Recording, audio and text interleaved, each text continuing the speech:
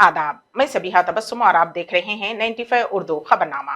सबसे पहले पेश है सुर्खियां।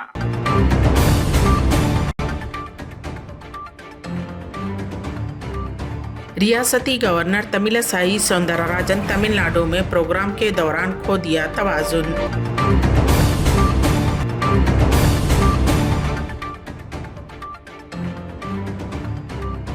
दिल्ली में सदर मजलिस बैरिस्टर असदुद्दीन ओवैसी के मकान पर हमला।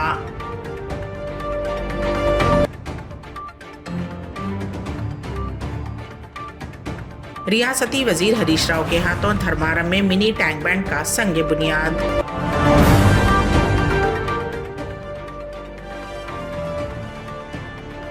और तारक रत्ना की मौत पर रियासती वजीर तलसानी का इजहार अफसोस। रियासत तमिलनाडु में मुनक्किदा एक प्रोग्राम के दौरान गवर्नर तेलंगाना अचानक गिर पड़ी। ये वाक़या कल पेश आया, ताहम उस वाक़े का वीडियो सोशल मीडिया पर आज वायरल हो गया। तेलंगाना गवर्नर तमिलिसाई सौंदरराजन तमिलनाडु के महाबलीपुरम के करीब पट्टीपोलम गांव में मुनक़्क़िद शुदनी तकरीब में शिरकत की। जब वो कारपेट से गुजरते हुए अपनी कार की सिमत जा रही थी तो अचानक वो तवाज़ुन खोकर गिर पड़ी। उसके साथ ही उनका सिक्योरिटी अमला चौकस हो गया और उन्होंने गवर्नर के उठने में मदद की। उस वाक़े में उन्हें कोई नुकसान नहीं पहुंचा। बाद अज़ां गवर्नर ने तंज़ करते हुए कहा कि उनके गिरने के वाक़े की टीवी न्यूज़ बनेगी।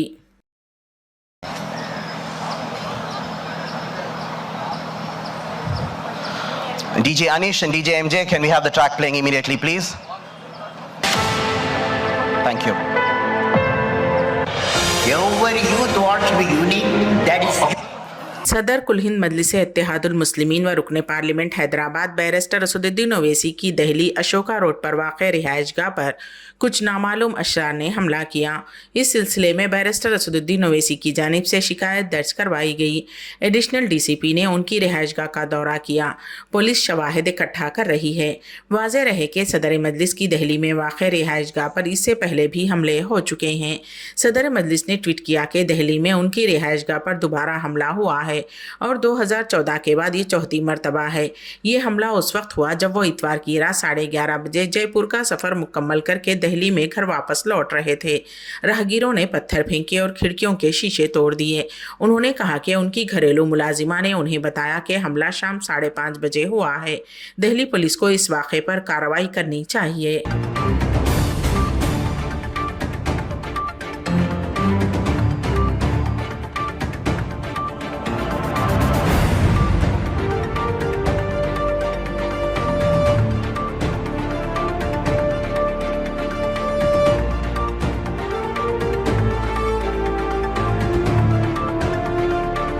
रियासती वजीर हरीश राव ने प्रगति धर्मारम के अपने दौरे के दौरान कई तरक्याती प्रोग्रामों में हिस्सा लिया। उसी के हिस्से के तौर पर उन्होंने प्रगति धर्मारम गांव में एक मिनी टैंक बंड का संग बुनियाद रखा। बाद अज़ां कन्वेंशन हॉल और स्कूल की इमारत को मनऊरू मनबड़ी स्कीम के हिस्से के तौर पर शुरू किया गया। CM special secretary Rajashekhar Reddy ने कहा कि उन्हें अपने गांव में फंक्शन हॉल के साथ साथ दीगर तरक्याती काम शुरू करने पर बेइंतहा मसरत हो रही है। कुंडा पोचम्मा सागर से लिफ्ट किए गए पानी को नहरों के जरिए तालाबों में छोड़ा गया। इस प्रोग्राम में मेदक के MP कोटा प्रभाकर रेड्डी और MLA पद्मा देविंदर रेड्डी ने शिरकत की।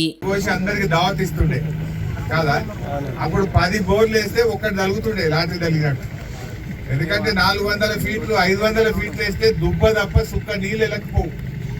యానన్న పడంగా ఏంగా ఒక్క తలిగితే అప్ప నాకు ముడిచ్చే నీళ్లు పడ్డాయని మేకపోతుంది తెచ్చి చుట్టుపక్కల అందరూ దావత్ ఇచ్చి కదా. మరి ఇవాళ ఎన్ని బోర్ల నీళ్ళు వస్తున్నాయి? ఈ మండు టెండర్ల ఎండాకాలంలో గోదావరి తల్లిని తెచ్చి చేగుంట మండల ప్రజల కాళ్ళు కడుగుతా ఉన్నాం.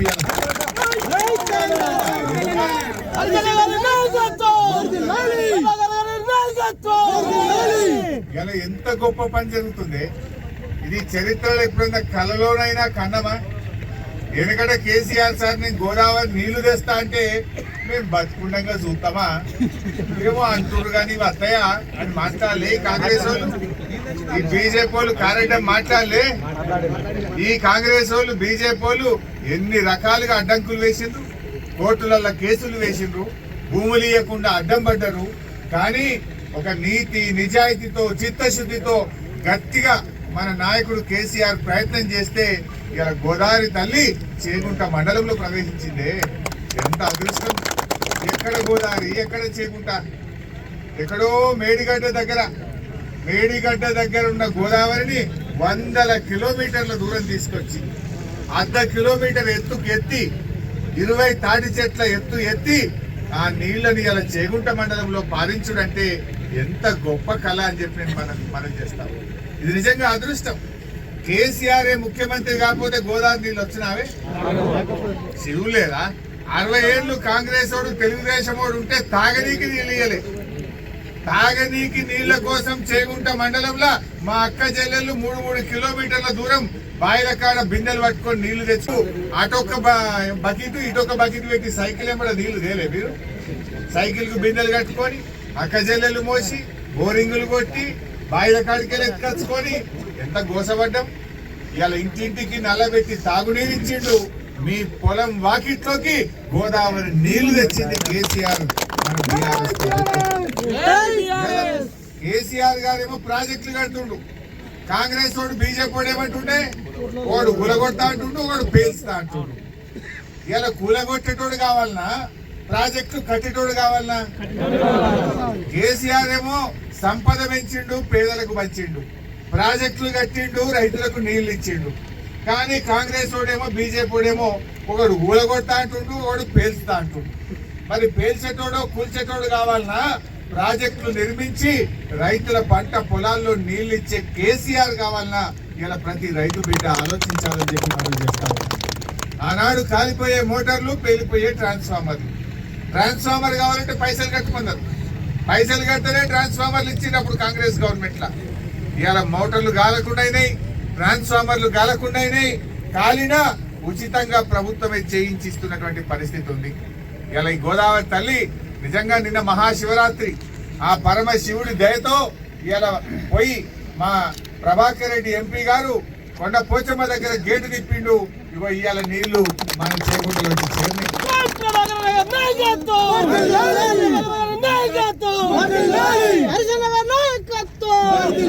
బీజేపీ ఏం చేస్తుంది?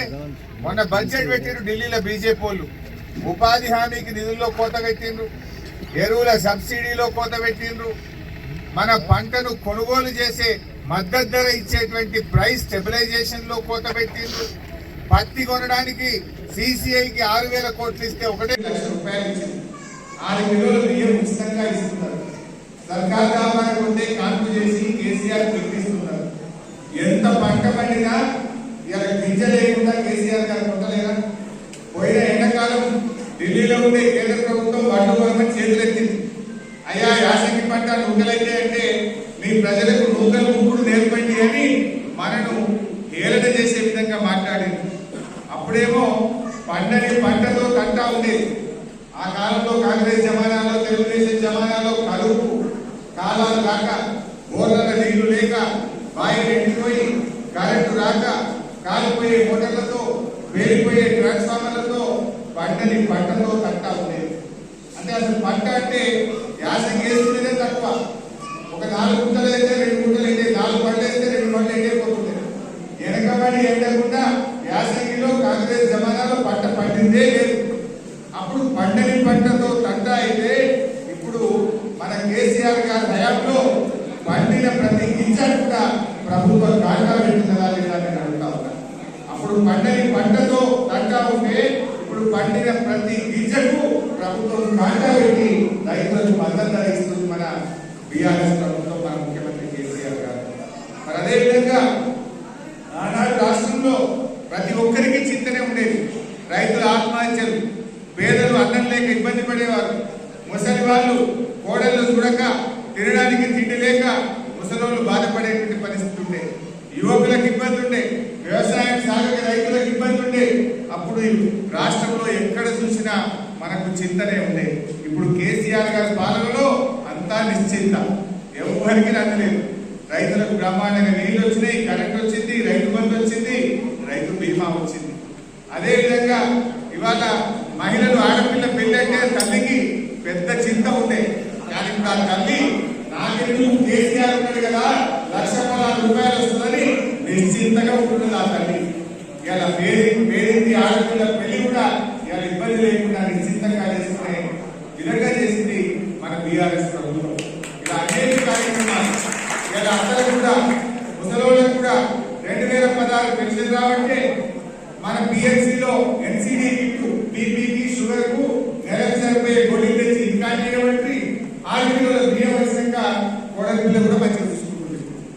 అంతా ఏమవుతుంది ఇంటూ ఇన్ని అంటుంది. అప్పుడేమో 6 నెలలు పెద్ద కొడుకు 6 నెలలు చిన్న కొడుకు. असम्बली ईटला राजेंद्र ने एलबी नगर हल्के के नागौल डिवीजन में प्रजा गोसा बीजेपी भरोसा कार्नर मीटिंग में हिस्सा लिया।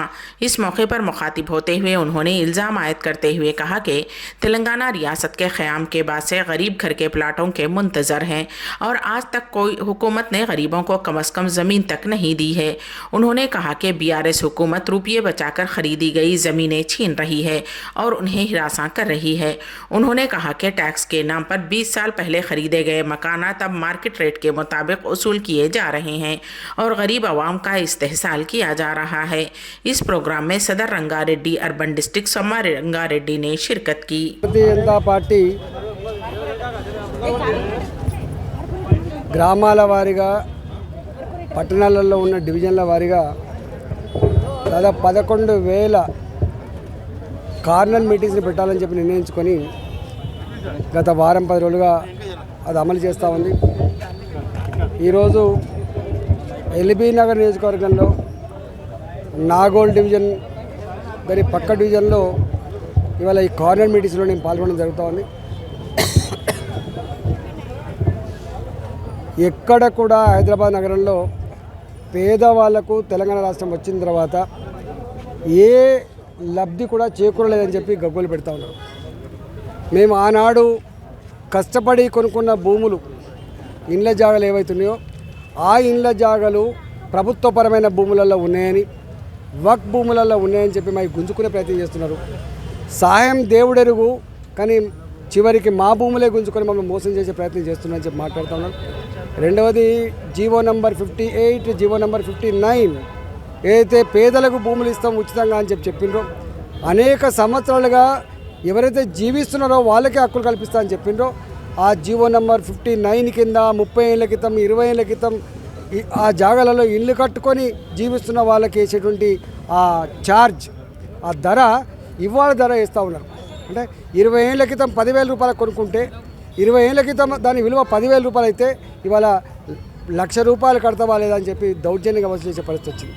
కొండ నాలుకకు మంది అయితే ఉన్ననాలుక వినట్టుగా పాపం ప్రశాంతంగా జీవించేటువంటి ఆ పేదల జీవితాల్లో ఇవాళ మట్టి కొడుతున్నటువంటి వ్యక్తి కేసీఆర్ గారు అని చెప్పి తిట్టుకుంటూ ఉన్నారు. రెండవది ఇదే ఎల్బీ నగర్ చౌరస్తాలో ప్రభుత్వపరమైన భూములని లేదా వక్ భూములని చెప్పి 30 ఏళ్ళ క్రితం 20 ఏళ్ళ క్రితం ఇల్లు కట్టుకున్నారని చెప్పి వాళ్ళకు రెగ్యులైజ్ చేస్తామని చెప్పి మొన్న మునుగోడు ఎన్నికల సందర్భంగా ఏ జీవో అయితే ఇచ్చిందో ఇప్పటి వరకు కూడా అమలు కాలే. మూడవది పేదవాళ్ళు జీవించేటువంటి ఆ ఇండ్లకు కరెంటు బిల్లులు డబుల్ అయినాయి అని చెప్పి బస్ ఛార్జీలు పెరిగినాయి, కరెంటు బిల్లులు పెరిగినాయి, ఇళ్లకు కిరాయిలు పెరిగినాయి అని చెప్పి బాధపడుతుంటే ఇలా ఎక్కడ కూడా ఒక మనిషికి పేదవాడికి డబుల్ బెడ్రూమ్ ఇచ్చి కట్టియలేదు. ఇక్కడ కట్టివ్వకపోగా కనీసం పేదలకు ఉండడానికి కింద జాగా కూడా పంచలేదు. ఒక్క మాటలో చెప్పాలంటే పేదల భూములు ఇవ్వకపోగా పేదల భూములు గుంజుకుంటున్న ప్రభుత్వం కేసీఆర్ ప్రభుత్వం అని చెప్పి అర్థమైంది. రింగ్ రోడ్డు చుట్టుపక్కల 5,800 ఎకరాల వాళ్ళ అసైన్మెంట్ భూముల్ని గుంజుకొని వాళ్ళకు ఎకరానికి 300 గజాలు చొప్పున ఇస్తాం. रियासती वजीर तलसानी श्रीनिवास यादव ने तारक रत्ना की मौत पर गहरे दुख का इजहार किया। उन्होंने फिल्म चैम्बर में तारक रत्ना को श्रद्धांजलि पेश की। उन्होंने कहा कि 20 साल की उम्र में फिल्म इंडस्ट्री में कदम रखने वाले तारक रत्ना ने 21 से जायद फिल्मों में अदाकारी की है। वो दुआ करते हैं कि तारक रत्ना की रूह को सुकून दे और उनके अहले खाना को सब्र दे।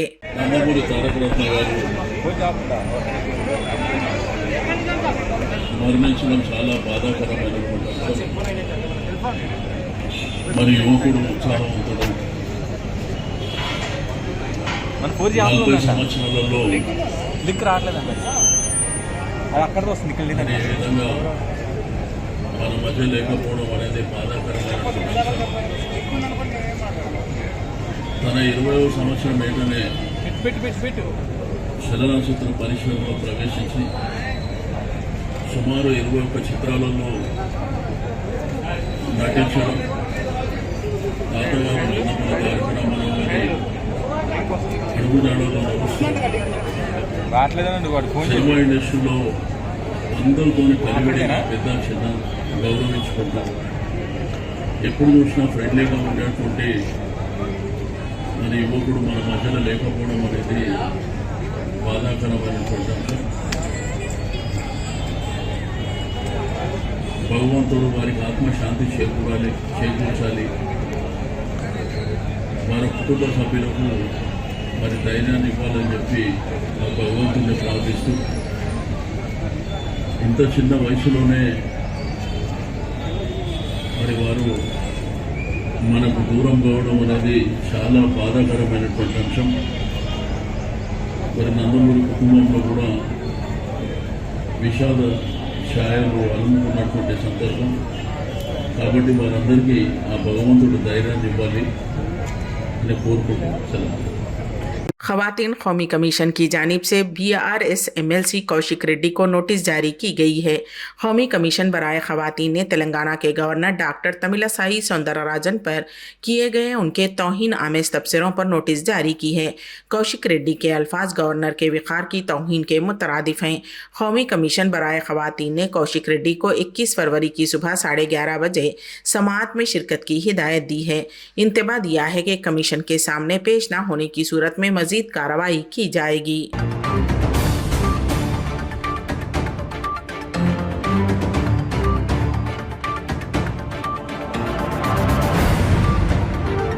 बहुजन समाज पार्टी के रियासती कन्वीनर RS प्रवीण कुमार ने जिले जगतियाल के कोटला हल्के इब्राहिमपट्टनम मंडल के वर्षाकुंडा गांव में छत्रपति साहू महाराज के मुजस्समे की नकाब कुशाई अंजाम दी। इस मौके पर खिताब करते हुए उन्होंने कहा कि तेलंगाना में बहुजनिज्म हर जगह मजबूत हो रहा है। तेलंगाना हमेशा के लिए बहुजन तेलंगाना बनना चाहता था, लेकिन वो ख्वाब पूरा नहीं हो सका। उन्होंने कहा कि किसानों का तेलंगाना भी पूरा नहीं हुआ है। यही वजह है कि तेलंगाना में हर कोई अपनी मर्जी से आया है। ये यकीन है कि प्रगति भवन में नीला झंडा लहराया जाएगा। किसान मुखालिफ, BC मुखालिफ, तालिब इल्म मुखालिफ, किसान मजदूर मुखालिफ, BRS हुकूमत का खात्मा यकीनी है और जो आने वाली है वो बहुजन राज्य होगी।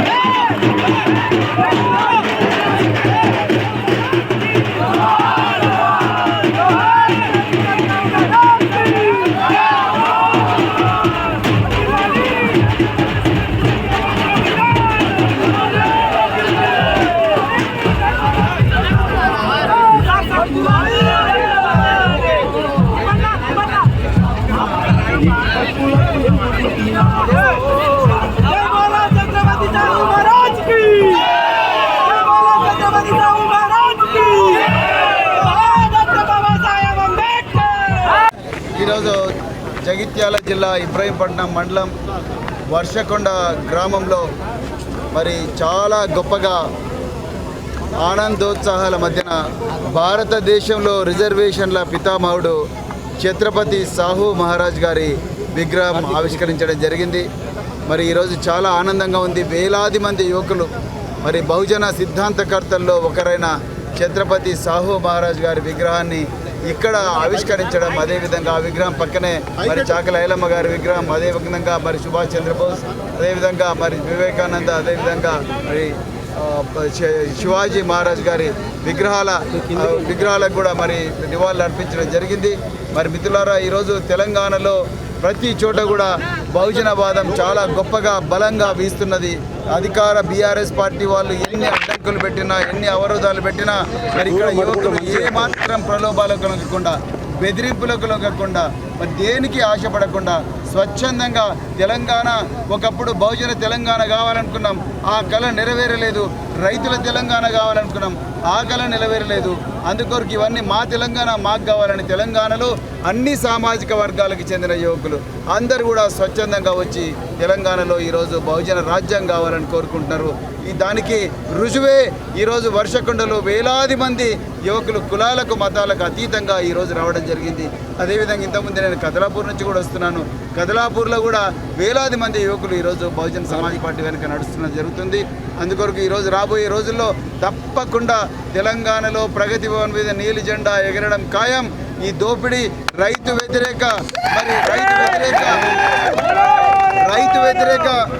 వ్యతిరేక బీసీ వ్యతిరేక విద్యార్థి వ్యతిరేక రైతు కూలీ వ్యతిరేక ప్రభుత్వం బీఆర్ఎస్ ప్రభుత్వం కూలిపోవడం ఖాయం.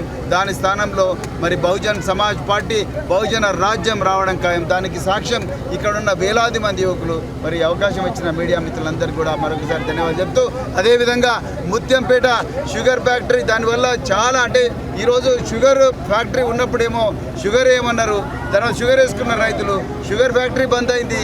ఇప్పుడేమో వరి ఏమంటున్నారు, వరి వేసుకుంటున్నారు. ఇప్పుడు కేసీఆర్ వచ్చి మరి వరి వేసుకోవద్దని అంటున్నాడు. అంటే కేసీఆర్ గారు ఎట్లా ఇష్టం ఉంటే అట్లా రూల్స్ మారుస్తూ ఉన్నాడు. ఇక్కడ రైతుల గురించి, పసుపు రైతుల గురించి కానీ, చెరుకు రైతుల గురించి కానీ, ఇక్కడ రైతుల దేని గురించి కూడా ఇక్కడ పట్టించుకోవడం లేదు. దానివల్ల ఇక్కడ రైతులు చాలా ఇబ్బందులు పడుతున్నారు. రాబోయే రోజుల్లో ఈ రైతుల కోసం, రైతులకు సంఘీభావంగా ఎంతటి ఉద్యమానికైనా మేము సిద్ధంగా ఉంటాం. అదే జగిత్యాలలో జలపతి రెడ్డి అనే ఒక రైతు మరి భూమి పరిహారం అందనందువల్ల जिले नलगुंडे में मजदूरों का ऑटो बेकाबू होकर उलट जाने की वजह से 8 अफराद जख्मी हो गए। निदमनूर मंडल के वेंकटनगर में मिरियालगुड़ा मंडल के टिंगपाड़ू गांव की 9 खवातीन मजदूर एक ऑटो में हालिया की तरफ जा रही थीं कि ऑटो बेकाबू हो गया और सड़क के किनारे मौजूद खेतों में उलट गया। वहां बड़े बड़े पत्थर होने की वजह से सब जख्मी हो गईं। 4 अफराद के शदीद जख्मी होने की वजह से पुलिस उन्हें एम्बुलेंस के जरिए मिरियालगुड़े के खानगी हॉस्पिटल मुंतकिल किया है, जबकि दिगर जख्मियों को मिरियालगुड़ा एरिया हॉस्पिटल मुंतकिल किया गया, जहां उनका इलाज किया जा रहा है। ये तमाम अफराद तरबूज की कटाई के काम पर जाते हुए जख्मी हुई हैं।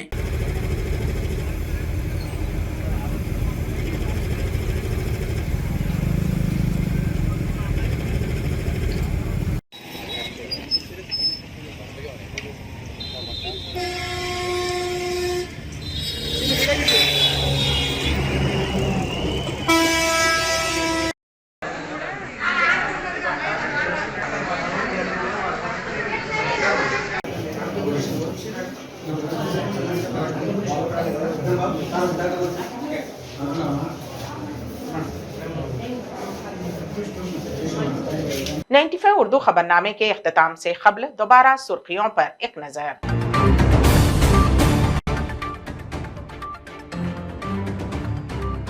रियासती गवर्नर तमिलिसाई सौंदरराजन तमिलनाडु में प्रोग्राम के दौरान खो दिया तवाज़ुन।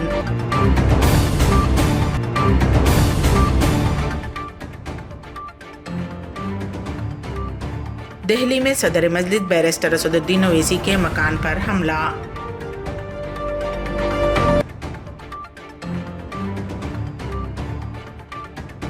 रियासती वजीर हरीश राव के हाथों धर्मारम में मिनी टैंक बैंड का संग बुनियाद।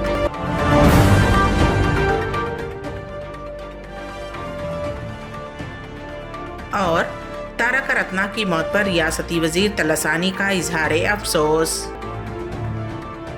इसी के साथ ही 95 उर्दू खबरनामा यहीं पर इख्तिताम पजीर होता है। तो दीजिएगा सबिहा तबस्सुम को इजाजत। अल्लाह हाफिज।